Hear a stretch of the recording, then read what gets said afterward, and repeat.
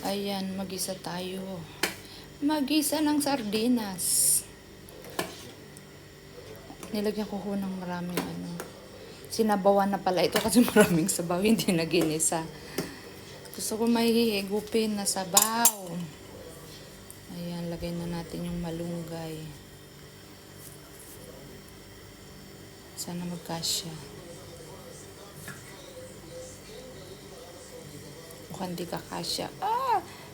Uy, naku po, ano yun? Muntik nang maluto yung spider. May pumuntang spider. Wala naman yung kanina. Hala.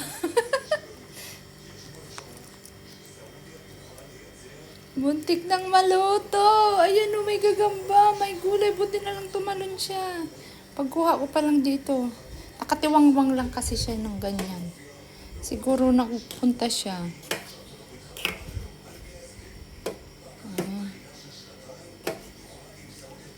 Sarap. Flavor sana yun. My God. OMG, may special flavor. Naku, baka meron pa.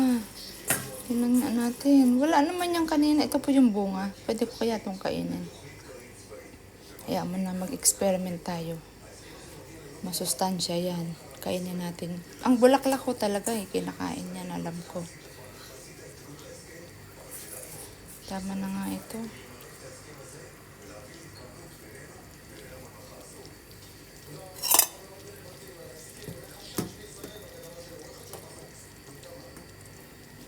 Ayan ang aking dinner. So, nadurog na yung yung sardinas. Kakahalo. Sarap ng aking dinner. Ito po yung kay Ima. Naluto ko na. Ganyan lang.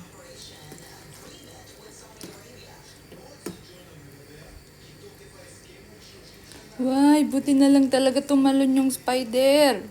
Kundi may flavor tong aking lulutuin. Ano ba yan? Sarap. Palibasa na miss ko yung ganitong pagkain. Ayan.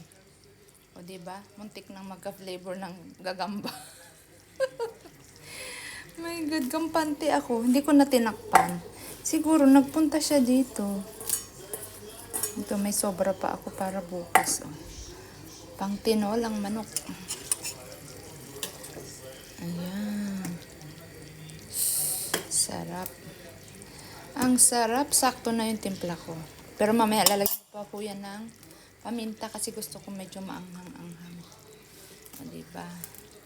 Wala, naubos na yung sili ko kanina sa sa yung binig ko na tilapia. Ubus na. Walay na. Ayan. Salamat po sa mga nanonood. Kain na ho tayo ng hapunan. God bless po sa inyong lahat.